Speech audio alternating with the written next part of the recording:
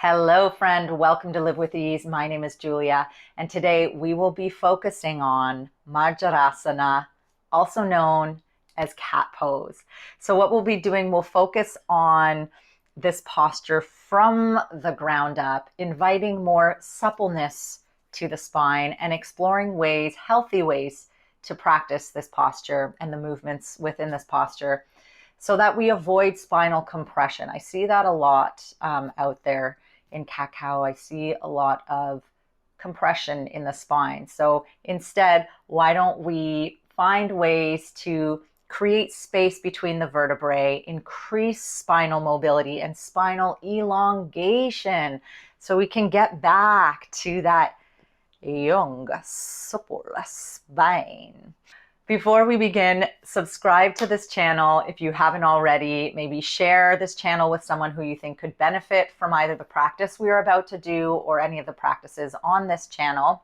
Be sure to like the video, comment, ask questions, send in requests if you have requests for any practices or postures, and I will do my best to integrate them into the channel.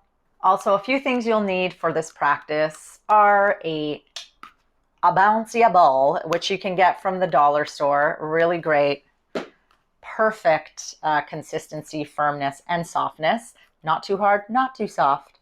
And also a folded blanket or towel. And that's just personal preference. I like to use it under my knees. It's quite lovely and more sustainable to hang out on the hands and knees for a while.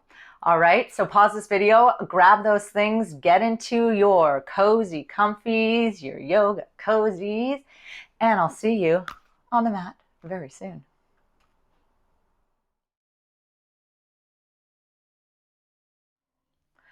Alrighty, so let us grab our little bouncy ball and sit nice and comfortably. So you can sit on your heels, you can sit with your legs crossed, your legs wide, whatever is most comfortable. If it's comfortable to sit on a cushion of some sort, that's good too.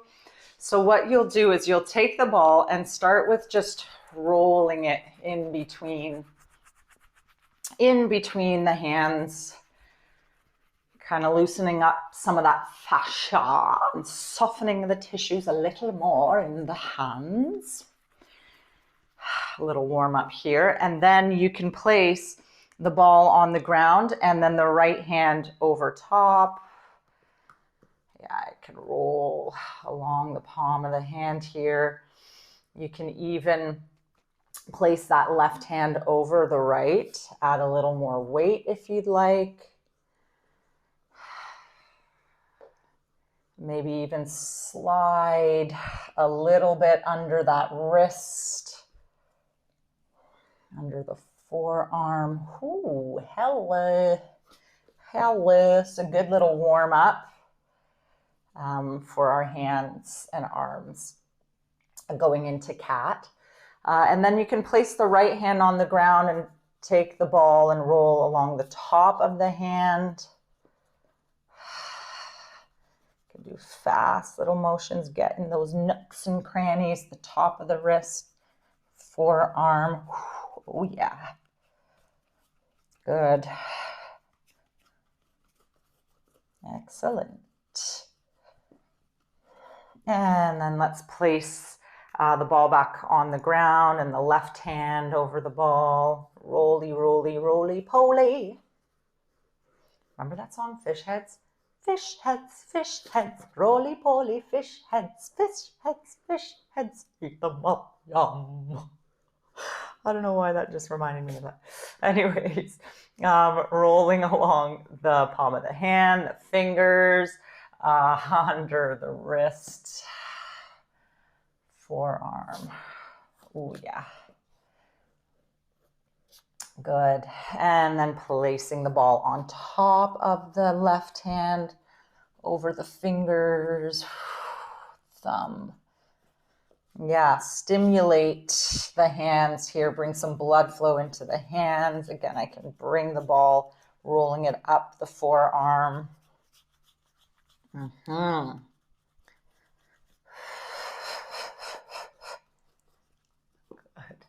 It can be quite intense. This can be depending on how much tension you have in your fingers, but in classes that I teach and use the ball, a lot of people are so surprised at how tender and sensitive the hands and fingers are when they do this. Good.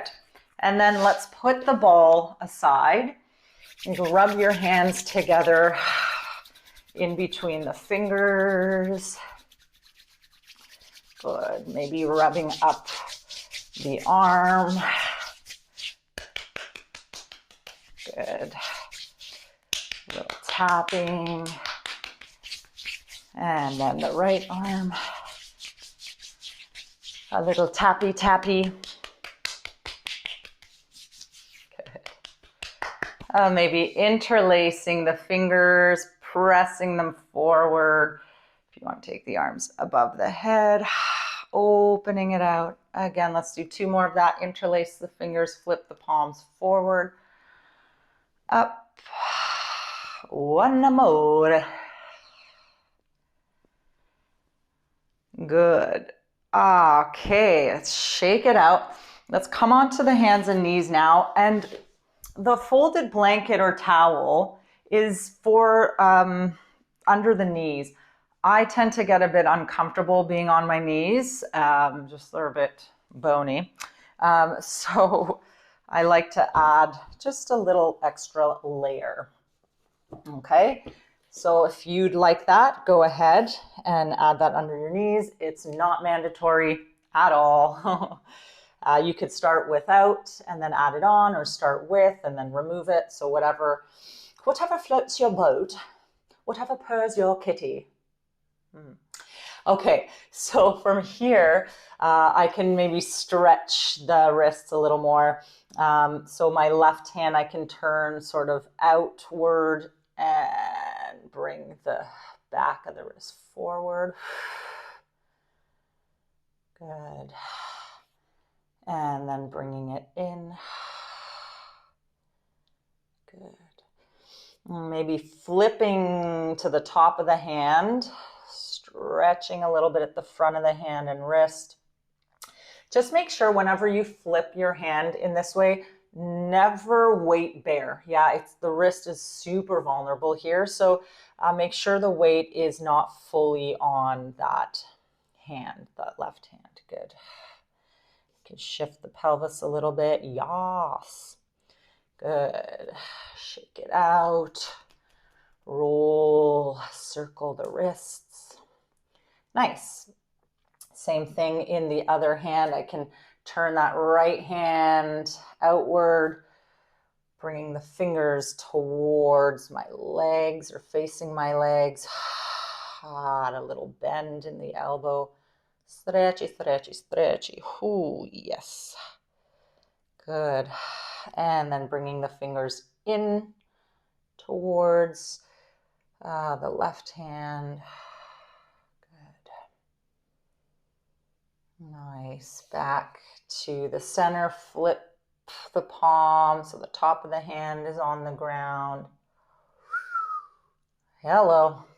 It's a tight one on this side. Good.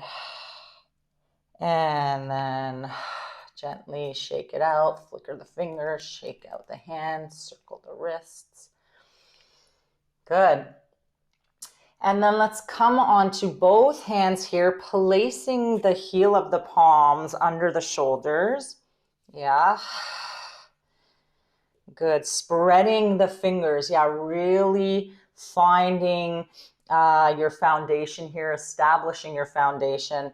We want to really give ourselves the opportunity to create as much base as we can to offer stability, a little more freedom, grounding. Good. And then I can release the top of the feet, the toes on the ground. If it's more comfortable to curl the toes under, by all means, keep the toes curled under, your choice.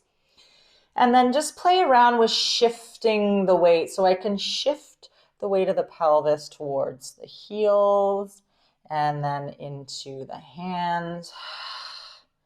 Just playing around here. This shifting of weight forward and back, and eventually we'll circle, just helps us find that neutral grounding, that grounding right in the center where we would like to be. Yeah, if you want to circle around the hands, feet. Good. Nice. And then circling the other way. Yeah, just shifting your weight from one hand to the other, one foot, top of the foot to the other. Keep that head and neck easy and free of any holding. Good. Nice. And then we can come back right on to the hands. Good. And so as we move into our flexion and extension in cat, or cat-cow, the tendency sometimes, what I see a lot of, the doming is fine, so great. Sometimes I see a lot of pushing so much. So see if you can find the movement and the action in the spine, doming up, really allowing the weight of the head to fall. So let gravity act on the bones of the skull. Let it fall heavy. Shake it out. I'm actually going to turn the other way because my hair might be covering my face here. My apologies. Good. So heavy head. Letting that pelvis sacrum drop. So I'm not squeezing the glutes and tucking in like this. This is creating more tension. You can try it and see how it just jams and locks up the joints. So let it be free. Let the movement be downward, not in. Down, heavy. Just let gravity act on the bones of the pelvis, sacrum, tailbone, bones of the skull. Good. This will help free up and lengthen the neck.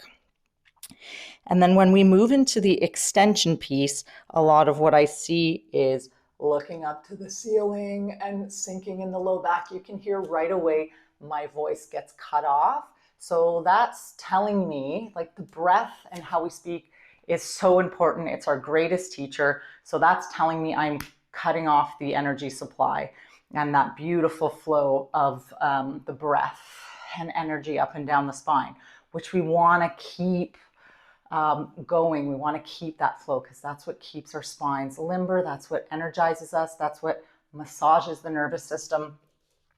So, and then the other piece to that is just simply I'm compressing the cervical spine, the neck, and I'm compressing in the low back. Yeah. So that compression leads to discomfort, pain, lack of mobility, and we want to do the opposite. We want to create freedom, space, length. You know, maybe we can grow a couple inches. Who knows? It's possible.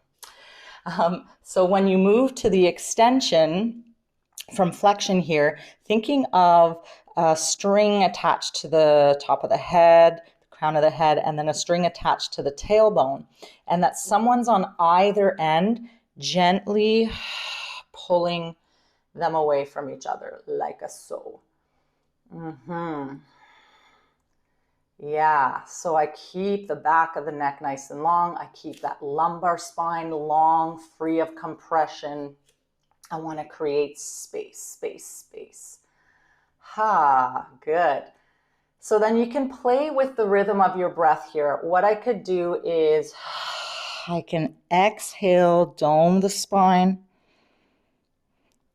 Inhale, find that length, tailbone, skull moving away from each other. Whatever movement I take with the spine, whether it's the flexion or extension, twist or side bend, I'm always thinking of these two pillars, the skull and tailbone, moving away from each other, opposing each other.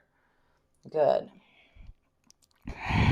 The other movement or rhythm of the breath, or how I can integrate the breath with the movement, and this one's my favorite, is on an inhalation, I can dome the spine. And as I exhale, find that length and imagine the space in between the vertebrae. Imagine the spine getting nice and long. Inhale, dome. Exhale. Extend. Good, good, good. The other option could be inhale to neutral, exhale to flexion, inhale neutral, exhale to extension. Inhale neutral, exhale flexion. Good. Nice. And then maybe rest the pelvis on the heels for a moment. You can lower the forehead or sit up, shake out the arms or the hands rather, and the wrists. And we're going to go through snaking through these two movements of the spine. Again, one of my favorite things to do, all-time favorite things to do to free up the spine, and energize the spine. It's so delicious. Okay, so we'll bring our hands back onto the ground. You're going to inhale, dome the spine. Again, let that head hang heavy. Send the pelvis to the heels and then bend the elbows and scoop through. Yeah. Isn't that just delish? Yeah, you can start small. Yeah. They don't have to be so big, the movements, so I can work small and then gradually grow. Again, be mindful that we're not compressing in the neck and low spine, that we're still finding that length. Nice. And then what would happen if I reverse it? Dome, and then extend on my way back, dome on my way up. Who would have thunk cat would be so delicious and nutritious? Good. I'm vegan. I don't eat cat. That just sounds like I eat cats, and that's not cool. Anyways, so another beautiful thing you can do for your flexion and extension here in cat is sending the right leg back. You can roll along the ball of the foot. Forward a little bit here. Yeah, rolling along the ball of the foot. And then as you dome the spine, I can draw the heel towards the sit bones, dome the spine, drop the skull. And as I move to extension, I'm going to lengthen the heel back behind me and the skull away from that heel. So I can think of the heel essentially as an extension of the spine or the tailbone. So if there was the string attached from the tailbone to the heel, as I send that heel back, it's sending my tailbone towards the heel and then the skull away. Good. Nice.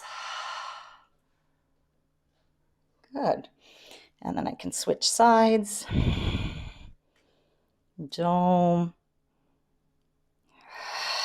Extend. Dome. Extend. Yes. Good. You might start to feel this is super strengthening for the arms. Nice. And shake it out. And then there's two more positions of the leg I can take to play with this flexion and extension. So I could take that right leg back again, cross it over the left. Again, I can roll along the ball of the foot. And then I can play with doming. Ooh, yeah. And extending. Nice. Good. And then I can take that right leg out to its own side. This one's one of my personal favorites. I have a lot of favorites, if you haven't noticed already. And I can dome the spine here and extend the spine. And as I extend the spine, I can even flex the foot, come onto the heel a little bit, shift the sit bones, tailbone toward the heel. Beautiful, beautiful inner thigh. Stretch. Good. Can find a breath pattern that suits you, that feels good for you, that allows you to find ease and freedom in the movement. Good. Sending that right leg back, give it a good shake.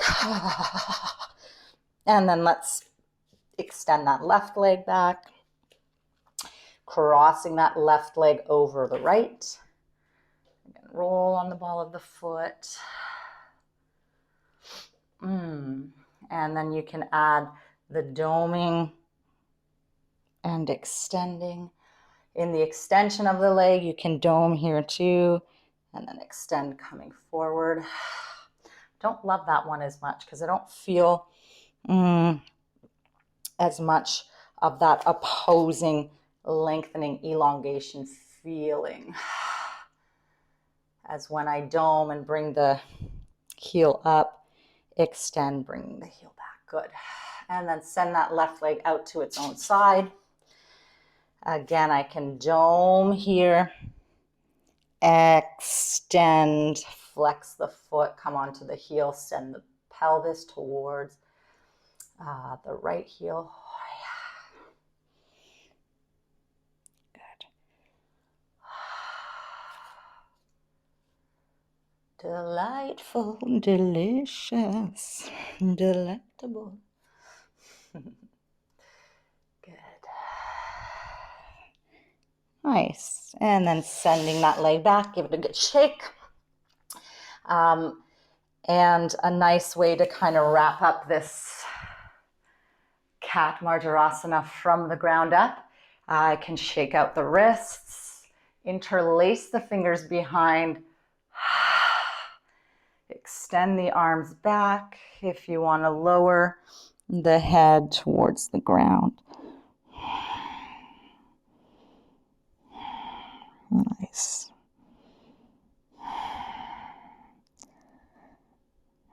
And then coming back up, release the fingers. And then let's find an extension in both hips, which might feel quite nice, just to counteract the hip flexion. Coming onto the belly,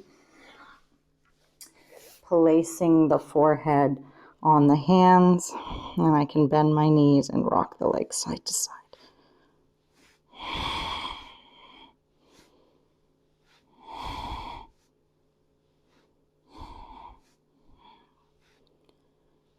Good. And then eventually you can release the legs, turn the head, and just rest here for as long as you'd like.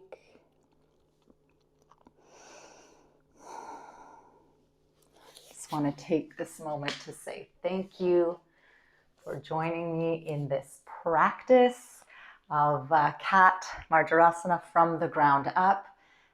So you have these foundations for whenever they show up in a practice, whether it's in one of my practices or another practice on YouTube or when you go into a class. So trust your body. You can be guided in different positions. However, if something doesn't feel right, trust that. Listen to yourself. No matter what class you're in, you got to go at your own pace. You got to do what's best for you. Okay? So thank you again. Be sure to share this practice with anyone who you think would benefit. Like the video, comment, ask questions. If you have a request for a certain practice or a posture, let me know and we'll build the series for that posture or movement, whatever it is, let me know and I'll do my best to integrate that into the channel. Also, please subscribe if you haven't already. That really helps the channel grow. And also send the channel to, or share the channel with someone who you think would benefit from all the wonderful practices we have here. Thank you again. Enjoy your day.